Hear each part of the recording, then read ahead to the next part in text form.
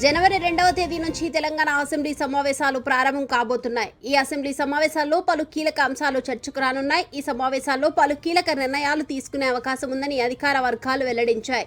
ముఖ్యంగా స్థానిక సంస్థల ఎన్నికల నిర్వహణపై ఈ దఫా సమావేశాల్లో స్పష్టత వచ్చే ఛాన్స్ కనిపిస్తోంది. రాష్ట్ర వ్యాప్తంగా పెండింగ్లో ఉన్న ఎంపీటీసీ, జెడ్పీటీసీ ఎన్నికల నిర్వహణపై ఈ సమావేశాల్లో ప్రభుత్వం సుదీర్ఘంగా చర్చించనుంది.